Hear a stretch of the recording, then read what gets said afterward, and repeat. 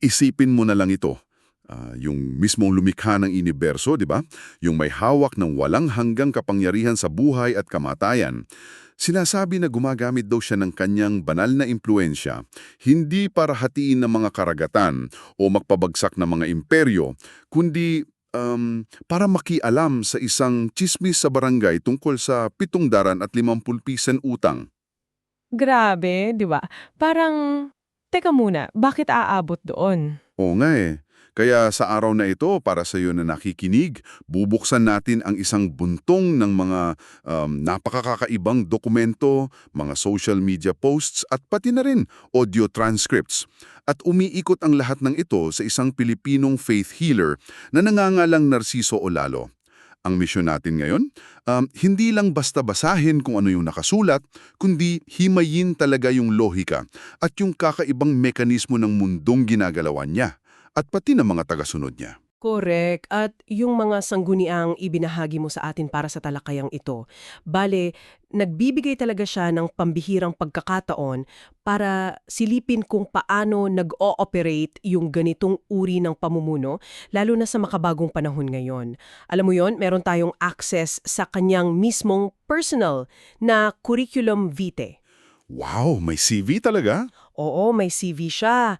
Tapos may mga salaysay mula sa komunidad niya, mga diretsahang pag-atake sa mga kalaban niya sa politika at sa ibang relihiyon. At yung mismo mga sinasabi niyang direktang salita daw ng Diyos na idinikta mismo sa kanya. Bale, isa itong napakadetalyadong mapa ng isang lokal na teolohiya na mabilis lumalago at nakakaangkop sa teknolohiya. Totoo yan. At para sa iyo na sumasama sa pagsusuring ito ngayon, malinaw dapat yung direksyon natin dito. Hindi tayo nandito para humusga sa paniniwala ng sinuman o kaya pumanig sa mga isyong teolohikal at politikal na nakapaloob sa mga teksto. Gusto lang nating linawin yan. Oo, napakahalaga niyan. Wala tayong pinapanigan dito. Eksakto. Ang mahalaga lang talaga ay maunawaan natin kung paano at bakit ba nagiging epektibo yung ganitong sistema sa mga taong buong puso naniniwala rito. Kaya, simulan natin sa pinakapundasyon ni Narciso Olalo. Kasi sa mga isinulat niya, paulit-ulit niyang kinikilala yung sarili niya bilang number one instrument chosen by God. Number one, talaga ha? Oo, as in number one instrument. Tapos ipinapaliwanag niya na merong tatlong P, letter P, na mahigpit na hinihingi ang Diyos sa mga tao. Una daw, pagsisisi sa mga kasalanan. Pangalawa, pagbabago sa mga maling paniniwala. At ang pangatlo, at ito daw yung pinakamahalaga, ang lubos na paniniwala na siya ay ginagamit na kasangkapan ng Diyos. Sinasabi niya na boses lang daw niya yung naririnig, pero si Jesus Christ daw talaga yung nagpapagaling. Nakikita ko yung pattern dyan. Di ba? Kaya, okay, himayin natin ito. Kasi naiisip ko si Ulalo bilang parang isang divine megaphone o literal na loudspeaker ng langit. Kasi iginigiit niya na wala siyang sariling ahensya o input doon sa mga mensahe. Tagahatid lang talaga siya. Kumbaga, siya lang yung speaker pero iba yung nag-play ng kanta. Eksakto. Ngunit, kailangan kong magbigay ng pushback dito. Kasi, libu-libong leader ng relihiyon sa buong mundo ang nagsasabi na sila ay tagapagsalita lamang ng Diyos.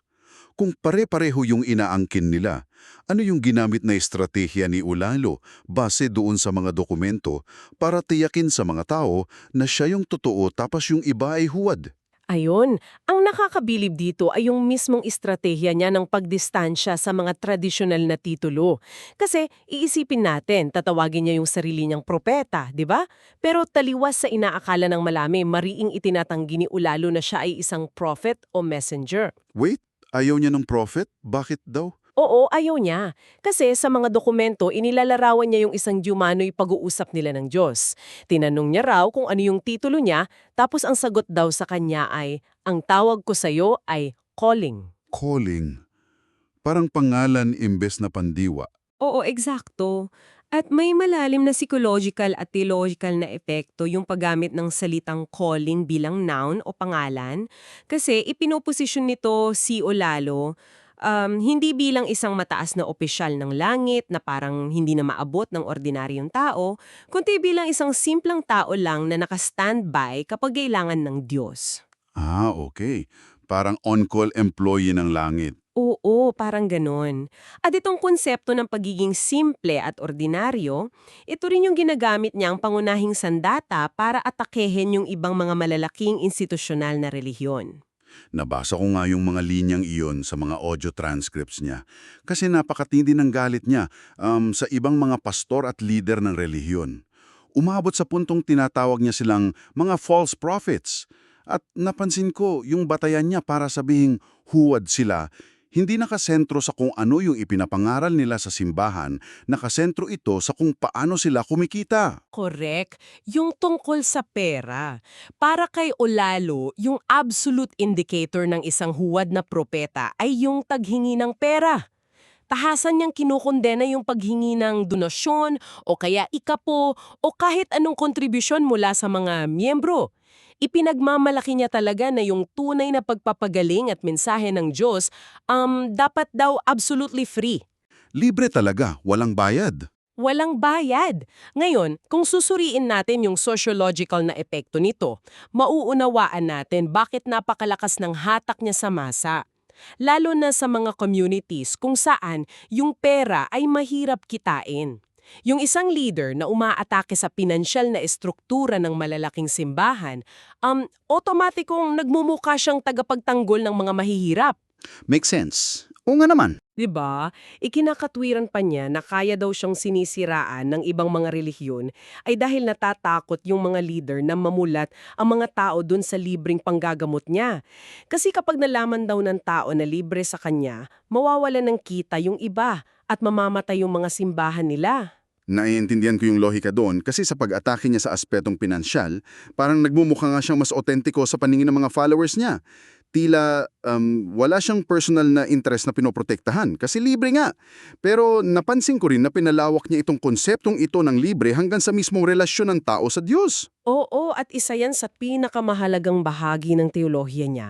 Kasi ayon kay Ulalo, lubos daw na kinamumuhian ng Diyos yung tinatawag niyang paniniwalang may kapalit o kondisyonal na pananampalataya. Yung parang nakikipagtransaksyon ka sa itaas. Tama, ito yung kaisipan ng tao na magiging mabuti lang sila o maniniwala lang sila sa Diyos kung sasagutin yung panalangin nila. Ipinapaliwanag ni Olalo na ito daw yung pangunahing dahilan kung bakit napakaraming panalangin ang hindi sinasagot. Dahil ginagawa daw ng mga tao na isang negosyo yung pananampalataya nila.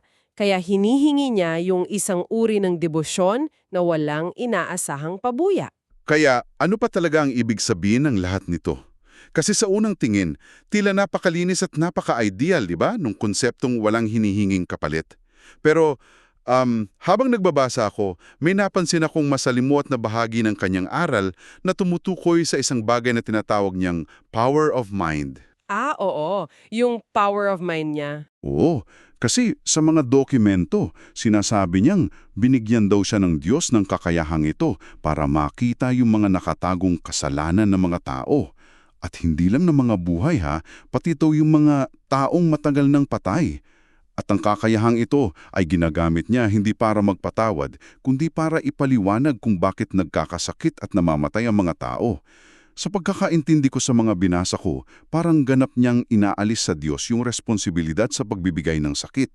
Kung ikokonekta natin ito sa mas malaking larawan, binabago kasi ni Ulalo yung tradisyonal na paliwanag kung bakit may nagdudurusa sa mundo. Kadalasan kasi sa mga malalaking relihiyon, di ba yung sakit o problema, itinuturing siyang pagsubok mula sa langit. O parang test ng pananampalataya. Eksakto. Pero para kay Olalo, walang ganyang layunin ng Diyos. Yung sakit at trahedya daw ay direktang resulta ng mga pisikal at moral na desisyon ng tao. Mula sa maling kinakain hanggang sa pagtanggi sa mga babala ng Diyos na idinadaan kay Olalo.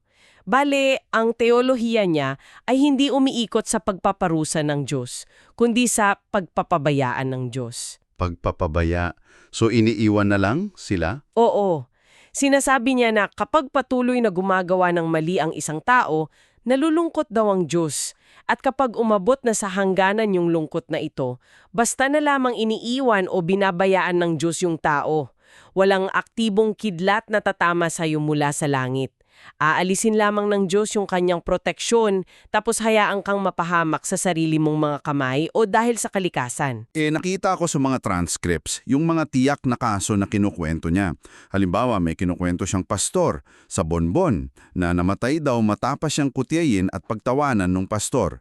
Oo, yung nabiyak daw yung ulo. Ayun nga, nadulas daw yung pastor na yon, nabiyak ang ulo at kahit gumastos pa daw ng 50,000 pisos sa ospital, hindi na nagising. Tapos ginamit ito ni Ulalo bilang katibayan na totoong gumagana yung kanyang teolohiya ng pagpapababa. Pero teka lang, pagtingin sa mga dokumentong ito, hindi ba't isa itong napakalinaw na fear tactic?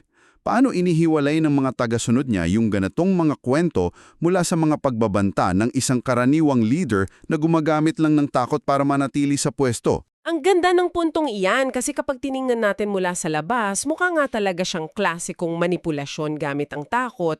Ngunit sa loob ng sistema niya, yung mga kwentong tulad ng sa pastor sa Bumbon o yung pagkamatay ng iba pang mga kritiko niya tulad ni na Maribel, Manning at Helen matapos daw siyang hamakin, nagsisilbi itong balidasyon o patunay ng banal na otoridad niya. So imbes na matakot sila na masama siyang tao, lalo silang naniniwala. Oo, kasi ang depensa niya doon, hindi raw si Ulalo ang nananakit. Siya ay nagbababa lamang. Ang psychological na mekanismo rito ay yung tinatawag na confirmation bias at yung pag-ako ng kaalaman matapos yung kaganapan. Kapag may nungyaring masama sa taong kumokontra sa kanya, ang sasabihin niya lang, binalaan ko na kayo na aalisin ng Diyos ang kanyang proteksyon. I see. 'Di ba? Pinapalakas nito yung paniniwala ng mga miyembro na ang kaligtasan ay matatagpuan lamang sa pakikinig sa kanya at anumang paghihirap sa labas ay resulta lang ng pagmamatigas ng ulo nila. At ginagamit niya pala ang mismong estratehiyang yan, hindi lang sa mga personal na issue o away, kundi pati na rin sa mas malalaking kaganapang pang-ekonomika at pampolitika. Kasi nakita natin sa notes yung pagtukoy niya doon sa sikat na Kapa investment scam. Oo, yung kaso ng Kapa, isa yan sa pinakamalakas niyang halimbawa ng teolohiya ng babala niya. Bago pa man gumuho yung Kapa, nagbabala na daw si Ulalo na isa itong panloloko at wag na wag mag-invest doon ang kanyang mga tagasunod. Ngunit marami daw ang hindi nakinig na sobrang ikinasama ng loob niya kasi itinuring daw siyang false prophet ng kanyang sariling mga miyembro. Grabe, sariling miyembro pa. Oo. Tapos may ibinigay siyang spesifikong halimbawa ng isang guro sa Bogo na umutang ng 250,000 piso, 250,000 pesos, para ilagay sa Kapa. Nang magsara yung investment scheme at nawala ang lahat ng pera ng guro, ginamit ito ni Olalo hindi para makiramay sa nawalan, kundi para idiin yung punto niya na ang pagbabaliwala sa kanyang calling ay may direktang at napakabigat na katumbas sa totoong buhay. Ito daw yung dahilan kung bakit palaging nandyan yung mensahe ng Diyos sa kanya na laging handa. Laging handa, wow. Nakikita ko na kung paano umiikot yan. Isa itong napakatibay na bitag na psychological eh. Kasi isipin mo, kapag nakinig ka sa kanya at gumaling ka, napatunayan na siya ay totoo. Kapag hindi ka nakinig at napahamak ka, napatunayan pa rin na siya ay totoo. Kahit saan ka lumiko, nakakabit sa mga babala niya ang lahat ng posibleng kahihinatnan ng buhay mo. Walang kawala yung mga naniniwala sa kanya. Wala talaga. Tapos, ganyan din yung nangyari sa usapin sa politika doon sa mga dokumento. Kasi ipinagmalaki niya na nakatanggap daw siya ng mensahe na hindi totoong nahuli yung taong tinatawag na saldiko. Kahit pa inanunsyo ito ng mataas na pamahalaan at may mga balita na. Inakusahan pa nga niyang nagsisinungaling si Pangulong Marcos tungkol dito. Ang tapong nung assertion na iyon. Sobra. Tapos, nang kalaunan ay bawiin ni Claire Castro at ng mismong Malacanang yung nasabing balita. Aba, inangkin ito ni Otalo bilang ebidensya na ang kanyang power of mind at connection sa Diyos ay mas nakahihigit pa kaysa sa pinakamataas na intelligence network ng gobyerno. At diyan talaga natin nakikita kung paano niya ikinakabit yung teolohiya niya sa pinakamalalaking balita ng lipunan natin. Ipinapakita niya na yung sakop niya walang limitasyon mula sa kalusugan ng isang individual, patungo sa mga pambansang usapin sa politika, hanggang sa kung saan mapupunta yung inutang mong pera. Dahil dyan, nakakabuo siya ng isang komprehensibong worldview para sa lahat ng naniniwala sa kanya. Sinasagot niya lahat ng aspeto ng buhay. Dito na talaga magiging sobrang interesante ang lahat. Kasi kapag tiningnan natin kung gaano kalawak yung inaangkin niyang paningin ng Diyos na sumasaklaw sa pambansang politika, aasahan mo na gagamitin din niya ito sa mga pinakamaliliit at minsan nakakabaliw na detalye sa ibaba. Kaya iaangkla natin ngayon yung mga malalaking konseptong ito ng kaparusahan at banal na babala sa isang napaka-espesipikong insidente. Ito yung paborito kong part sa mga dokumento natin ngayon. Diba? Mula ito sa kanyang audio at Facebook post, yung kaso ng isang babaeng nangangalang Margie na mangyayari pa sa isang Zoom meeting sa April 2026. Ito talaga yung pinakamagandang halimbawa sa lahat ng dokumento kung paano bumababa yung teolohiya niya mula doon sa abstract na ideya patungo sa pagresolba ng pang-araw-araw na alitan. Ilatag natin yung eksena para sa ating tagapakinig. Based sa mga dokumento, nasa komunidad tayo ng Sihayon, Taguluan. Merong isang lokal na samahan ng pautang ng pera doon. Ngayon, isang hapon, 3:00, biglang sumugod itong si Margie sa isang meeting ni na Olalo at ng isa pang babaeng nangangalang Jonah. Umuusok daw sa galit si Margie. Umuusok talaga. Kasi galit si Margie dahil pinagdududa niyan na nagsumbong daw itong si Jonah kay Olalo tungkol sa isang alitan sa kanilang pautang. Isang gusot na may kinalaman sa eksaktong halagang 750 piso. Napakaliit at napaka-ordinaryong away barangay nito, kumbaga. Kaya kailangan kong magbigay ng pushback dito. Pinag-usapan natin kanina yung lumikha na nagbabantay sa galaw ng mga bansa at buhay at kamatayan ng tao. Bakit kailangan gamitin ni Olalo yung interbensyon at paningin ng Diyos para lang patunayan kung sino yung nagsumbong sa isang maliit na chismis tungkol sa 750 pesos? Ano yung psychological na epekto nito sa komunidad kung pati mga ganitong bagay ginagawa niyang issue mula sa langit? Nagdadala ito sa isang mahalagang tanong tungkol sa kung ano ang tinatawag ng mga sociologists na panopticon effect sa isang relihiyosong komunidad. Kasi isipin mo, kung ang Diyos ni Olalo ay nag-aalala lamang sa mga malalaking kasalanan o kaya sa politika lang, may malaking espasyo yung mga tagasunod sa pang-araw-araw na buhay nila. Kung saan hindi sila nasusubaybayan, pwede silang maglihim. May privacy pa rin sila. Oo. Ngunit, sa paggawa niya sa issue nitong si Margie bilang isang banal na usapin, nagpapadala siya ng isang nakakakilabot na mensahe na walang aspekto ng iyong buhay, kahit pa yung pinakamaliit na chismis o inutang na pera, ang nakatago mula sa mata ng Diyos. At syempre, sa pamamagitan niyan, mula kay Olalo mismo. Wala kang maitatago. Wala talaga kasi nang pagdududahan ni Margie yung paraan kung paano nalaman ni Olalo yung issue. Kasi ang akusasyon ni Margie, nakikinig lang naman daw si Olalo sa mga chismosa sa barangay. Imbes na makatanggap ng mensahe mula sa itaas, yung mismang autoridad ni Olalo bilang kasangkapan ang kinu-question doon. Kaya kinailangan niya itong durugin ng buong puwersa gamit ang buong bigat ng langit. At yung paraan niya ng pagdurog dito ay hindi isang kalmadong paliwanag. Sinasabi niyang tinanong niya raw ang Diyos na tinawag niyang informal na best friend habang siya ay nasa kusina. At yung tugon daw sa kanya ay isang serye ng napaka-graphic at visceral na mga bisyon. Una, may nakita daw siyang umiihi at nakarinig siya ng boses na sumigaw ng panghi. Panghi! Isipin mo yun. Oo, panghi. Ginamit niya ito para ilarawan kung gaano raw kabaho yung pagkatao at ugali nitong si Margie. Pangalawa, nakita niya yung bubungan ng isang bahay na kulay pulang-pula at umiinit na parang may apoy sa loob. Isang napakalinaw na metafora para daw sa impyernong naghihintay dahil sa tindi ng galit sa puso ni Margie. At huwag nating kalimutan kung paano niya isinalaysay na mismong ang Diyos daw yung gumamit ng katagang Margie Maldita. Iginigiit niya talaga na narinig niya yung boses mula sa langit na kinukonfirm na si Margie ay plastic, nagbabait-baitan sa harap pero mapanira sa likod. Teka, sandali, doon ako nahihirapang unawain yung tekstong ito. Sinasabi niya na yung boses ng lumikha ay gumamit ng lokal na streets lang na maldita at panghi. Oo, literal na ganun ang sinabi niya. Bakit gagamit ang banal na boses ng ganitong mga salita? Ano ba yung estratehikong halaga nito para kay Ulalo sa paghatid niya ng mensahe sa mga miyembro niya? Napakagandang obserbasyon yan. Kasi yung paggamit ng lokal na slang at ordinaryong wika sa isang banal na paghahayag, sadyang idinisenyo iyan para maging labis na epektibo at nakakatakot doon mismo sa level ng komunidad.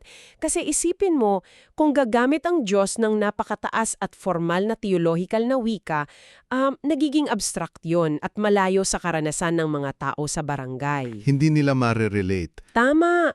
Ngunit kapag sinabi ng Diyos na Margie Maldita, pinapatunayan nito na ang langit ay hindi lang nakikinig kundi nakikisali sa eksaktong wika na ginagamit nila araw-araw. Ginagawa nitong napakalapit at hindi maitatanggi yung paghatol. Hindi ito isang malayong Diyos. Ito ay isang Diyos na pamilyar sa mga personal na alitan nila sa araw-araw. At pinatotohanan nito nung huli at pinakanakakagimbal na visyon na nakita niya sa kusina. Ay, oo, tama. Yung vision tungkol sa isang malaking itim na maleta na hinihila ng isang putol na kamay. Based doon sa pagpapaliwanag niya kay Margie, yung itim na maleta daw ay kumakatawan sa bigat ng mga kasalanan na dala-dala ng babae.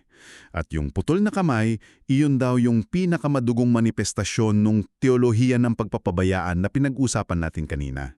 Binalaan niya si Margie na kapag hindi siya tumigil sa kanyang pangungutya at pag-aaway tungkol sa pautang, aalisin ng Diyos ang lahat ng proteksyon sa kanya at mapapahamak siya. Literal na mapuputulan ng kamay o baka mas malala pa. Grabe yung banta, 'di ba? Oo, sobrang graphic at ang layunin nitong lahat ay hindi lamang para takutin si Margie, kundi para patunayan sa buong komunidad na walang ni isang tsismosa sa barangay ang nagkwento kay Ulalo. Galing di umano ito direkta sa sipi ng Diyos. At ang pinakamodernong aspeto ng insidenteng ito, ihaharap niya itong buong kaso mula sa chismis sa 750 pesos hanggang doon sa putol na kamay sa pamamagitan ng isang Zoom meeting sa April 26, 2026. Ito gamit yung pinakamabagong teknolohiya ng komunikasyon natin ngayon.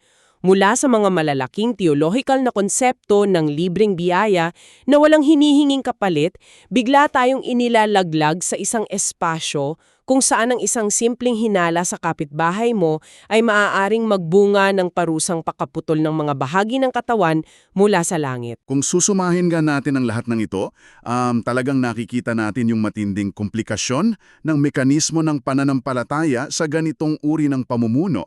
Kasi sa isang banda, nakatayo si Ulalo bilang tagapagtanggol ng mga tao laban doon sa institutional na relihiyon na nangihingi ng pera. Inialok niya yung oras niya at sarili niya bilang libreng instrumento para magpagaling na nagpapalakas ng kredibilidad niya sa masa. Oo, mukha siyang bayani. Di ba?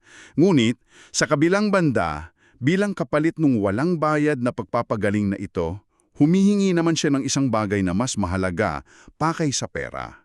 Ang kabuuang pagsuko ng kaisipan ng kanyang mga tagasunod.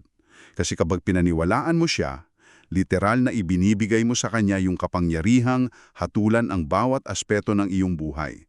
Mula sa pambansang politika hanggang sa kung saan mo ininvest yung pera mo sa kapa at maging sa kung paano mo kinakausap yung mga kapitbahay mo, lahat iyon ay nasa ilalim ng kanyang teolohiya ng pagpapabaya. At hawak niya yung patunay. Kasi bawat pagkakamali o trahedyang mararanasan mo, gagamitin niyang katibayan na siya ay tama sa simula pa lang. Isang perpektong saradong sistema ng lohika yan. At yung pinaka-fascinating, umaandar ito hindi sa loob ng mga sinaunang templo, kundi sa mga Facebook posts at Zoom calls na araw-araw nating ginagamit. At iyan ang talagang tumatatak at iniiwan sa atin ang mga dokumentong ito ngayon. Kung isa kang tagapakinig na sumama sa amin sa pagsusuring ito hanggang sa dulo, madaling isipin mula sa malayo na hindi ka kailanman maapektuhan ng ganitong uri ng sistema. Ngunit bago tayo maghiwalay, gusto kong pag-isipan mo itong sandali. Paano ba binabago ng teknolohiya ang kalikasan ng pananampalataya at takot sa kasalukuyang panahon? Dati kasi, yung mga banal na babala at propesiya ay itinuturing na mga misteryong mababasa lamang sa mga sagradong aklat o kanya maririnig mula sa itaas ng mga pulpito sa simbahan. Ngayon, nasa phone mo na. Eksakto! Ngayon, naipopost na yung mga babala ng kaparusahan at mga nakakatakot na bisyon ng impyerno bilang mga status updates katabi ng mga ordinaryong larawan at tsismis sa iyong timeline. Kapag ang linyang naghihiwalay sa sagradong boses ng langit at sa pang-araw-araw na abiso sa social media tungkol sa pautang sa barangay ay tuluyan ng nabura, hindi ba't ginagawa nitong mas mahirap para sa individual na ihiwalay ang totoong espiritualidad mula sa simpleng manipulasyon ng komunidad? Kapag ang Diyos ay kasama natin sa Zoom meeting, sino ba ang tunay na may kontrol sa mikropono? Hayaang mong gumiling yan sa isipan mo. Maraming salamat sa pagsama sa amin sa paghimay ng material na ito. Hanggang sa muli. Paano kung may isang tao na bigla na lang sabihin sa'yo na siya yung numero unong pinili ng Diyos para magdala ng mga mensahe sa mundo? Ngayon, pag-uusapan natin ang kwento ni Narciso o Lalo. Isang tao na may, napakatapang at pambihirang claim tungkol sa kanyang misyon. Umpisahan natin sa pinakakapansin-pansing linya mula mismo sa personal niyang CV. Dito, dineklara niya hindi lang basta instrument, kundi ang #one instrument na pinili ng Diyos. Dito pa lang, alam mo nang hindi ito ordinaryong usapan. So, heto yung magiging takbo ng usapan natin. Una, kikilalanin natin kung sino ba siya. Pangalawa, ano ba yung role niya ayon sa sarili niyang definition. Pangatlo, yung mga sinasabi niyang kakayahan. Pang-apat, yung core ng turo niya. Tapos, titingnan natin kung paano niya hinaharap yung mga kumukontra sa kanya. At sa huli, yung final warning niya. Okay, game, simulan na natin. Okay, unang bahagi. Sino nga ba si Narciso o Lalo? Ano ba yung pagpapakilala niya sa sarili niya bilang isang faith healer at spiritual guide? Well, si Narciso o Lalo ay isang faith healer galing dito sa Pilipinas. Ang claim niya, siya raw ang napiling kasangkapan ng Diyos. At sa panahon ngayon, siyempre, ginagamit niya ang internet, YouTube, Facebook, mga podcast para ikalat yung mga mensahe niya. At ito ang isang mahalagang punto, pinaninindigan niyang lahat ng ginagawa niya libre, utos daw yun ng Diyos. Ngayon, dito tayo sa isang napaka-espesifikong detalye. Kasi hindi lang to basta-basta. Importante yung paglilinaw niya sa kung ano ba talaga ang tawag sa kanya. Sobrang linaw niya dito, Sabi niya, hindi siya propeta, hindi rin siya messenger. Ang tawag niya sa sarili niya ay isang calling at isang instrument. May pagkakaiba raw yan at mahalaga yon para maintindihan yung misyon niya. So anong ibig sabihin ng calling? Ayon mismo sa kanya, simple lang daw yung konsepto. Kapag ang Diyos ay may kailangang iparating na mensahe sa mga tao, tatawagin niya ako. Ganun lang daw kasimple yung paliwanag sa likod ng kakaibang title na yan. At saan galing yung title na yan? Hindi raw yang galing sa kanya. Kundi direktang mensahe raw mula sa Diyos. Ang Diyos daw mismo ang nagsabi sa kanya, ang tawag ko sa iyo ay calling. Yan ang nagpapatibay sa claim niya. So, bukod sa kanyang unique na titulo, ano naman yung mga pambihirang kakayahan na sinasabi niyang taglay niya? Dito natin makikita kung gaano kalawak yung kapangyarihan na inaangkin niya. Tatlo yung mga pangunahing kakayahan niya. Una, yung pagpapagaling gamit ang boses. Libre to at nililinaw niya, akong naggagamot pero si Jesus Kristo ang nagpapagaling. Pangalawa, yung tinatawag niyang power of mind, kung saan kaya raw niyang makita ang buong buhay at kasalanan ng isang tao, kahit yung mga pumanaw na. At pangatlo, yung prediction, yung abilidad na makita ang mga mangyayari pa lang sa hinaharap. Ngayon, ano ba yung pinakasentro ng mga turo niya? Ano yung pundasyon ng pananampalatayang gusto niyang ipalaganap? Ito yung pinaka-core ng doktrina niya. Isang mensahe na galing daw ulit sa Diyos. Isa sa ayaw ko sa tao ang paniniwalang may kapalit. Para sa kanya, ang tunay na pananampalataya, walang kondisyon, hindi ka naniniwala para may makuha. At ayon sa isang mensahe niya noong 2013, tatlo lang daw talaga ang hinihingi ng Diyos. Tinatawag niya itong 3 Ps. Una, pagsisisi sa mga kasalanan. Pangalawa, pagbabago ng buhay Kristiyano. At pangatlo, paniniwala, lubos at walang alinlangan. Yan daw ang fundasyon ng lahat. Siyempre, hindi lahat naniniwala, 'di ba? So paano niya hinaharap yung mga kumokontra? Titingnan natin yan sa isang specific na insidente, ang kaso ng isang babaeng nagngangalang Margie.